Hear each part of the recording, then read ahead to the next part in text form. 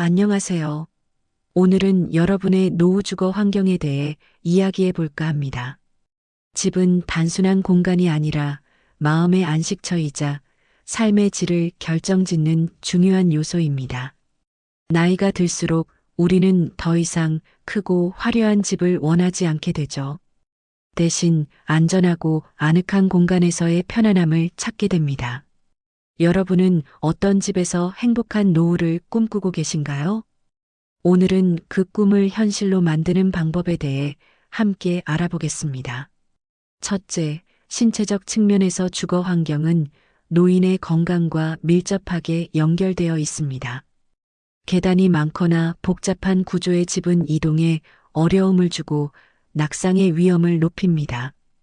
반면 적절히 설계된 소형 주택은 안전하고 편리한 동선을 제공하여 신체적 활동성을 지지합니다. 이는 노인이 보다 독립적으로 생활할 수 있도록 도와줍니다. 둘째, 심리적 관점에서도 주거 환경은 중요한 역할을 합니다. 관리하기 어려운 큰 집은 좌절감과 무력감을 느끼게 할 수 있지만 적당한 크기의 집은 통제감과 독립성을 유지하게 해줍니다. 자신의 공간을 스스로 관리하고 정리할 수 있다는 것은 큰 심리적 만족감을 제공합니다. 셋째, 사회적 측면에서 주거 환경은 고립과 소통의 문제와 직결됩니다. 외딴 곳에 있는 큰 집은 사회적 고립을 초래할 수 있지만 접근성이 좋은 소형 주택이나 공동주택은 사회적 관계를 유지하고 새로운 인연을 형성하는 데 도움을 줍니다. 이는 노인의 정서적 안정에도 긍정적인 영향을 미칩니다. 마지막으로 경제적 측면에서도 주거 환경은 중요한 요소입니다. 큰 집의 유지 비용은 제한된 수입을 가진 노인에게 큰 부담이 될 수 있습니다. 적정 규모의 주택은 경제적 부담을 줄이고 재정적 안정성을 높여줍니다. 에너지 비용과 유지 보수 비용을 최소화할 수 있기 때문입니다. 노년기에 접어들면서 많은 분들이 주택 규모에 대해 고민하게 됩니다. 좁은 집은 단순히 작은 공간이 아니라 노후의 삶을 더욱 풍요롭고 편안하게 만들어주는 훌륭한 선택이 될 수 있습니다. 제한된 공간은 오히려 삶의 질을 높이고 심리적, 경제적 이점을 제공합니다. 첫째, 좁은 집은 심리적 안정감을 제공합니다. 넓은 공간은 관리해야 할 부담감과 스트레스를 증가시킬 수 있지만 작은 공간에서는 주변 환경을 효율적으로 관리할 수 있어 정신적 여유를 느낄 수 있습니다. 모든 물건의 위치를 쉽게 파악할 수 있고 청소와 정리도 훨씬 수월해집니다. 이는 노인이 보다 편안하게 생활할 수 있도록 도와줍니다. 둘째, 경제적 측면에서도 좁은 집은 큰 장점을 가지고 있습니다. 유지 비용이 현저하게 줄어들어 노후의 재정적 부담을 크게 덜어줍니다. 난방비, 전기세, 수도세 등 모든 생활비가 축소되며 이는 제한된 연금으로 생활하는 데 큰 도움이 됩니다. 작은 공간은 에너지 효율성이 높아 환경적으로도 매우 친화적입니다. 셋째, 좁은 집은 불필요한 물건 축적을 방지합니다. 공간의 제약으로 인해 꼭 필요한 물건만 보관하게 되어 미니멀한 생활을 자연스럽게 실천할 수 있습니다. 이는 정신적 클렌징 효과와 함께 삶의 질을 높이는 중요한 요소가 됩니다. 물건에 대한 집착에서 벗어나 더욱 자유로운 삶을 살 수 있게 해줍니다. 또한 건강과 안전 측면에서도 좁은 집은 큰 장점을 가집니다. 이동 거리가 짧아 넘어질 위험이 적고 모든 생활 공간에 쉽게 접근할 수 있습니다. 특히 거동이 불편해지는 노년기에는 이러한 공간 구조가 매우 중요합니다. 작은 공간일수록 안전사고 예방에 유리하며 노인들의 독립적인 생활을 더욱 지원합니다. 노년기에 접어들면서 많은 분들이 평생 살아온 큰 집을 고수하고 싶어 합니다. 하지만 큰 집은 실제로 많은 부담과 어려움을 동반하는 선택이 될 수 있습니다. 대형 주택은 노후에 예상치 못한 도전과 고충을 야기하며 신체적, 경제적, 정서적 측면에서 심각한 부담으로 작용할 수 있습니다. 첫째, 큰 집의 관리는 신체적으로 매우 힘든 과정입니다. 나이가 들수록 청소, 수리, 정원 관리 등 집 전체를 관리하는 일은 점점 더 어려워집니다. 계단을 오르내리거나 넓은 공간을 청소하는 것은 노인의 체력으로 감당하기 힘든 일입니다. 이러한 육체적 부담은 결국 신체적 피로와 스트레스를 유발하며 건강에 악영향을 미칠 수 있습니다. 둘째, 경제적 측면에서도 큰 집은 심각한 재정적 부담을 초래합니다. 난방비, 전기세, 수도세, 관리비 등 유지 비용이 기하급수적으로 늘어납니다. 특히 은퇴 후 고정 수입이 줄어든 상황에서 이러한 비용은 노인 가계에 큰 압박이 됩니다. 대규모 주택의 수리나 보수에 필요한 예산은 노후 자금을 크게 잠식할 수 있으며 장기적으로 재정적 안정성을 위협할 수 있습니다. 셋째, 정서적 측면에서도 큰 집은 외로움과 고립감을 증폭시킬 수 있습니다. 자녀들이 독립하고 나면 넓은 집은 쓸쓸함만 더해주는 공간이 될 수 있습니다. 혼자 거주하는 노인에게 넓은 공간은 오히려 심리적 부담감과 무기력함을 느끼게 하여 정서적 웰빙에 부정적인 영향을 미칠 수 있습니다. 또한 큰 집은 자녀들에게도 부담이 됩니다. 부모님의 대형 주택 관리와 유지는 자녀들에게 경제적, 시간적 부담으로 작용할 수 있습니다. 부모님의 큰 집을 관리하거나 팔아야 하는 상황은 자녀들에게 추가적인 스트레스와 책임을 부여합니다. 안전과 접근성 측면에서도 큰 집은 위험할 수 있습니다. 넓은 공간은 낙상의 위험을 높이고 응급 상황 발생 시 대처가 어려울 수 있습니다. 특히 혼자 거주하는 노인의 경우 이러한 위험은 더욱 심각해집니다. 좁고 안전한 공간이 오히려 노인의 안전을 더 잘 보장할 수 있습니다. 행복한 노후를 위해서는 크고 비싼 집이 아니라 실제로 편안함과 안정을 제공할 수 있는 공간을 선택해야 합니다. 첫 번째로 고려해야 할 핵심 요소는 접근성입니다. 노년기에는 신체적 제약이 생기기 때문에 의료시설, 생활편의시설, 대중교통과 가까운 곳에 위치한 주거 공간이 매우 중요합니다. 병원에 쉽게 갈 수 있고 마트나 공원에 걸어서 갈 수 있는 거리는 노인의 독립성과 삶의 질을 크게 향상시킵니다. 두 번째로 중요한 요소는 주거 공간의 구조입니다. 좁지만 기능적이고 안전한 공간을 선택하는 것이 핵심입니다. 평평한 바닥, 미끄럼 방지 장치, 충분한 조명, 넓은 복도와 출입구는 노인에게 매우 중요한 요소들입니다. 계단이 적거나 없는 구조와 필요한 곳에 손잡이가 설치된 주거 공간은 안전사고의 위험을 줄여줍니다. 경제적 측면에서도 신중한 선택이 필요합니다. 유지 비용이 적게 드는 소형 주택이나 아파트를 고려하는 것이 좋습니다. 넓은 공간은 청소와 관리에 많은 에너지와 비용을 소모하지만 적정 규모의 공간은 경제적 부담을 크게 줄일 수 있습니다. 또한 심리적 안정감을 주는 환경도 중요합니다. 이웃과 소통할 수 있는 공동체 주택이나 노인을 위한 특화된 주거 단지는 고립감을 극복하고 사회적 관계를 유지하는 데 도움을 줍니다. 함께 식사하고 취미 활동을 할 수 있는 공간은 정서적 건강에 긍정적인 영향을 미칩니다. 마지막으로 미래의 변화 가능성을 고려한 주거 선택이 중요합니다.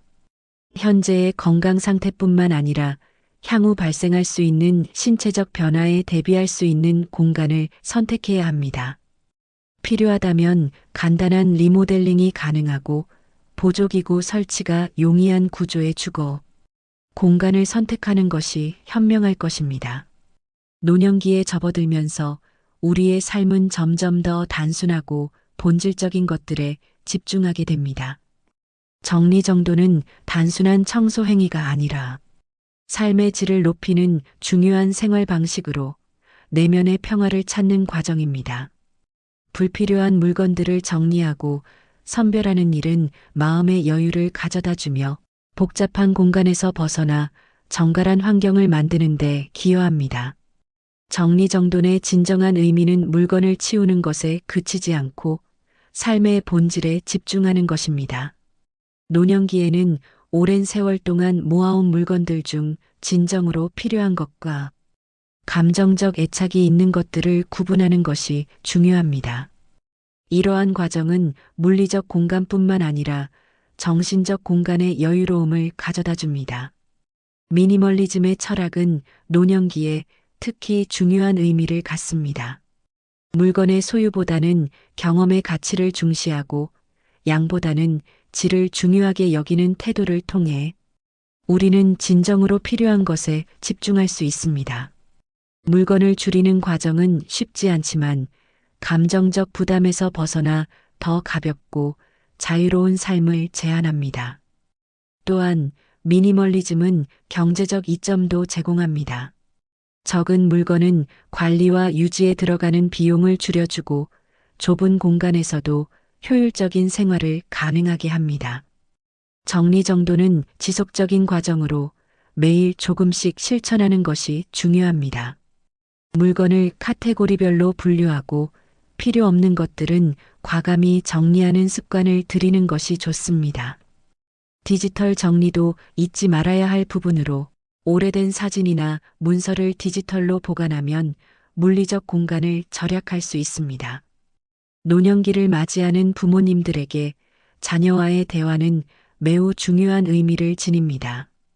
특히 주거 문제에 대한 대화는 서로를 이해하고 존중하는 과정으로 가족 간의 신뢰를 쌓는 데 큰 역할을 합니다. 많은 부모님들이 자녀에게 부담을 주고 싶지 않아 자신의 감정을 숨기곤 하지만 솔직하고 진솔한 대화가 오히려 가족 간의 유대감을 강화하는 방법입니다. 주거 문제에 대한 대화는 감정적이고 실질적인 요소를 동시에 고려해야 합니다. 부모님은 현재의 주거 환경에서 느끼는 불편함, 건강 상태, 그리고 앞으로의 계획을 자녀와 솔직하게 나누어야 합니다. 자녀들도 자신의 경제적 상황과 부모님을 돌볼 수 있는 여건에 대해 투명하게 공유하는 것이 중요합니다. 이러한 상호 존중의 대화는 최적의 해결책을 찾는 데 큰 도움이 됩니다. 대화의 시기와 방법도 중요합니다. 급박한 상황에서의 대화는 부정적인 감정을 초래할 수 있으므로 편안하고 여유로운 분위기에서 대화를 나누는 것이 좋습니다. 주말에 함께 식사하거나 차를 마시며 대화하는 시간을 가지면 서로의 마음을 더 잘 이해할 수 있습니다. 자녀의 의견을 존중하는 태도는 가족 간의 깊은 이해와 신뢰를 만들어냅니다. 부모님이 자녀의 조언을 귀담아 듣고 자녀들도 부모님의 감정과 욕구를 존중하는 것이 중요합니다. 이는 단순히 주거 문제뿐만 아니라 노후 전반에 걸친 중요한 결정에서도 동일하게 적용됩니다. 자녀들은 부모님의 현재 상황과 미래를 객관적으로 볼 수 있는 위치에 있기 때문에 그들의 의견은 매우 중요한 참고사항이 됩니다. 솔직한 대화는 감정을 표현하는 것에서 시작됩니다. 부모님은 자신의 희망사항과 두려움을 숨기지 말고 이야기해야 하며 자녀들은 부모의 감정을 이해하려는 노력을 기울여야 합니다. 구체적인 정보와 계획을 미리 준비하여 자녀들과 공유하면 실질적인 해결책을 함께 모색할 수 있습니다. 결국 주거 문제에 대한 대화는 단순한 공간의 문제가 아니라 가족의 사랑과 신뢰를 확인하는 중요한 과정입니다. 서로를 이해하고 존중하는 마음으로 대화에 임한다면 어떤 선택이든 가족 모두에게 가장 좋은 해결책을 찾을 수 있을 것입니다.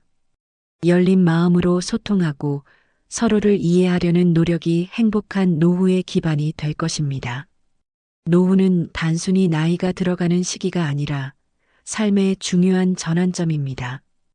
이 시기의 주거 환경은 매우 중요한 역할을 하며 우리의 삶의 질과 행복에 직접적인 영향을 미칩니다. 많은 사람들이 좁은 집에 대해 부정적인 인식을 가지고 있지만 사실 작은 공간은 더 큰 자유와 행복을 제공할 수 있습니다. 필요한 것만 간직하고 살아가는 삶은 오히려 더 의미 있는 경험이 될 수 있습니다. 좁은 집은 경제적 부담을 줄이는 것뿐만 아니라 심리적 안정과 편안함을 제공합니다.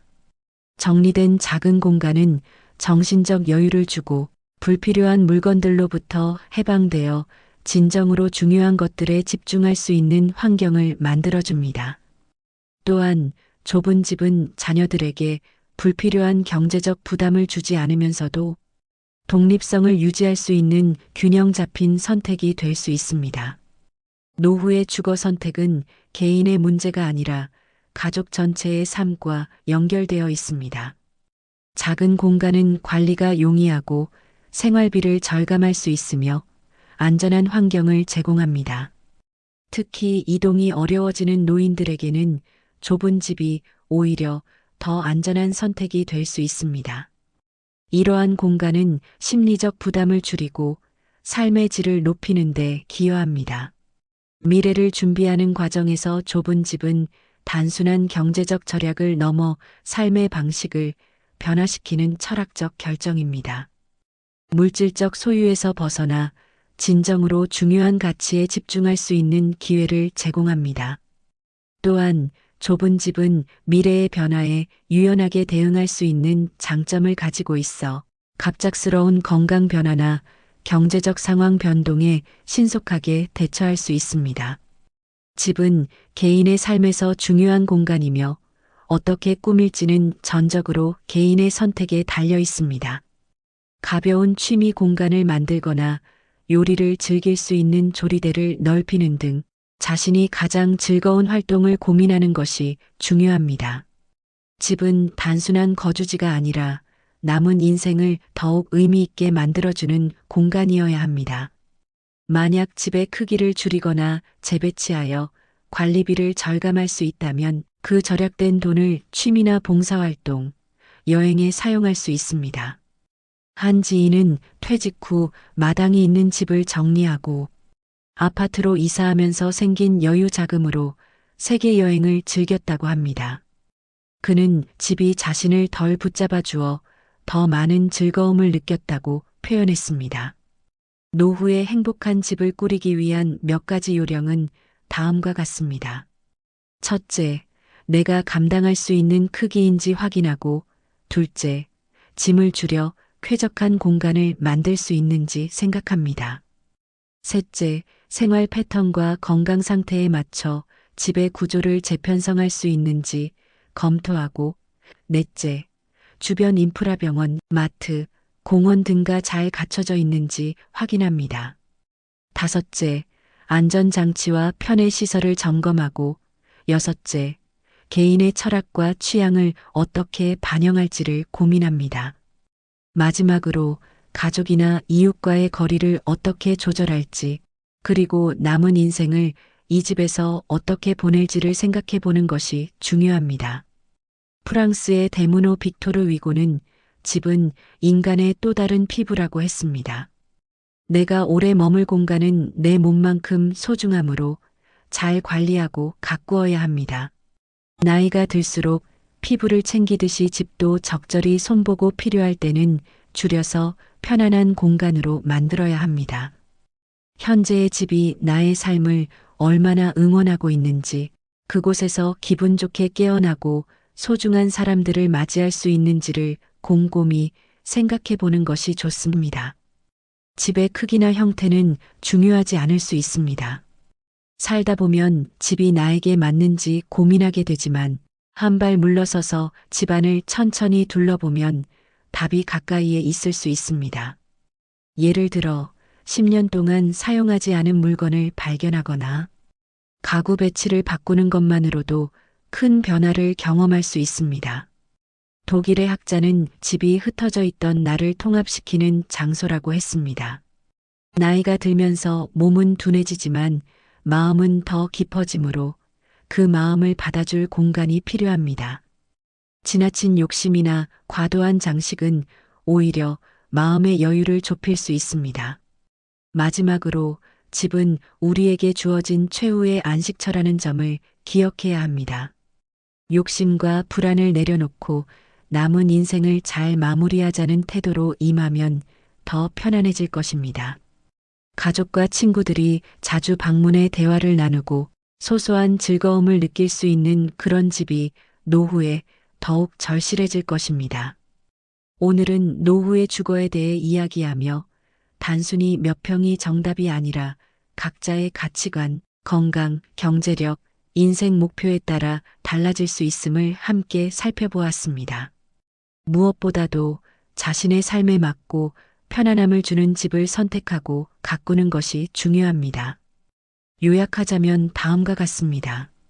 집의 크기는 타인이 아닌 나 자신을 기준으로 결정해야 합니다. 짐을 줄여 공간을 확보하고 집안의 여유를 만들어야 합니다. 안전과 편의성, 그리고 주변 인프라를 철저히 점검해야 합니다. 가족이나 이웃과의 관계, 공동체 환경도 중요합니다. 집은 내가 오래 머무는 무대이므로 나의 취향과 삶의 철학을 반영해야 합니다. 노년기에는 몸과 마음이 편안해야 하며 여유 있는 미소가 최고의 장식이 될 것입니다. 그 미소가 깃드는 공간이 바로 집이라면 인생 후반이 더욱 행복해질 것입니다. 나이가 들면서 가장 신경 써야 할 것 중 하나는 건강, 경제력, 인간관계 등과 함께 집 정리입니다. 특히 70세가 넘으면 몸이 약해지고 집 정리가 더욱 힘들어지기 때문에 짐을 줄이는 것이 중요합니다. 많은 사람들이 이러한 사실을 알고 있지만 나이가 들수록 버리지 못하는 물건이 늘어나는 경향이 있습니다. 나이가 들면 몸이 마음처럼 움직이지 않는 상황이 올 수 있다는 점을 깊이 생각하게 됩니다. 이러한 시기가 오기 전에 미리 정리하는 습관을 기르는 것이 중요합니다. 저장 강박증으로 인해 물건을 정리하지 못하는 경우도 있지만 몸이 불편해져서 정리할 수 없는 상황이 생길 수 있습니다. 따라서 나이가 더 들기 전에 정리를 시작해야 합니다. 정리를 잘하기 위해 알아야 할 첫 번째 원칙은 불필요한 물건을 버리는 것부터 시작하는 것입니다. 노자는 소유가 적을수록 혼란이 줄어든다고 했으며 매일 하나씩 정리하는 것이 지혜를 얻는 방법이라고 말했습니다. 특히 70세가 넘으면 필요 없는 물건을 나누어 주고 간소하게 사는 것이 좋습니다. 사용하지 않은 물건은 23년 동안 보관하지 말고 처분하는 것이 바람직합니다. 정리를 시작할 때는 모든 물건을 꺼내어 분류하는 것이 좋습니다. 의류는 계절별로 정리하고 주방에서는 무거운 물건을 아래에 두어야 안전합니다. 자주 사용하는 물건은 가까운 곳에 배치하고 가끔 사용하는 물건은 따로 정리하는 것이 효율적입니다. 정기적으로 물건을 버리고 정리하는 습관을 들이면 집안이 깔끔해지고 청소도 쉬워집니다. 또한 수납용품을 먼저 구매하지 않는 것이 좋습니다. 많은 사람들이 정리할 물건이 보이면 그에 맞는 수납용품을 먼저 사지만 필요 없는 물건을 먼저 없애고 그에 맞는 수납용품을 구매하는 것이 더 효과적입니다. 일상에서 번거로움을 주는 물건은 나중에 짐이 될 가능성이 높으므로 이러한 점을 유념해야 합니다. 마지막으로 정리는 날씨가 좋은 봄과 가을에 집중적으로 하는 것이 좋습니다. 물론 수시로 정리하는 것이 가장 이상적입니다. 봄은 청소하기에 가장 적합한 계절로 따뜻한 날씨와 함께 집안을 철저히 정리하는 전통이 있습니다. 이 관습은 고대 페르시아에서 시작되었으며 현대에는 겨울 동안 닫혀있던 창문을 열어 먼지와 냄새를 제거하는 기회가 됩니다. 봄 청소는 정신 건강에도 긍정적인 영향을 미치며 겨울철의 우울감이나 무기력증을 해소하는 데 도움을 줍니다. 클리블랜드의 임상 심리학자 돈 포터 박사는 봄이 되면 에너지가 넘치고 활기가 더해진다고 설명합니다. 따라서 봄에 청소를 계획하는 것은 좋은 아이디어입니다. 정리를 잘하기 위해 알아야 할 세 번째 원칙은 현재 살고 있는 집에서 얼마나 더 살 것인지 고민하는 것입니다. 이사 계획이 있다면 물건을 비우는데 중점을 두는 것이 좋습니다. 이사할 때 짐이 많으면 비용이 증가할 수 있으며 이사 후에 필요한 물건은 그때 구매하는 것이 더 효율적입니다. 특히 큰 가구는 이사 후에 구매하는 것이 좋습니다. 집을 팔 계획이 있다면 정리가 우선되어야 합니다. 정리가 안 된 집은 매력적이지 않으며 불필요한 물건이 많으면 집이 작아 보일 수 있습니다. 정리를 잘하기 위해 알아야 할 네 번째 원칙은 한 번에 모든 것을 정리하려고 하지 않는 것입니다. 나이가 들수록 무리하게 일을 하게 되면 몸에 무리가 갈 수 있습니다. 하루에 한 장소를 정해 10분 정도만 정리하는 것이 효과적입니다. 예를 들어 주방의 수납장을 정리하는데 10분을 투자하는 것입니다. 이 과정에서 불필요한 물건은 확실히 버려야 하며 단순히 위치를 바꾸는 것은 피해야 합니다. 하루에 10분에서 20분 정도 꾸준히 정리하면 시간이 지나면서 집이 정돈될 것입니다. 정리한 장소가 다시 어지러워지지 않도록 규칙을 정하는 것도 중요합니다. 예를 들어 특정 선반에는 더 이상 물건을 쌓지 않거나 식탁 위에는 정해진 물건 외에는 두지 않는 등의 규칙을 세우는 것이 좋습니다. 또한 너무 완벽하게 청소하려는 마음은 오히려 정리를 방해할 수 있으므로 적절한 수준에서 정리를 유지하는 것이 중요합니다.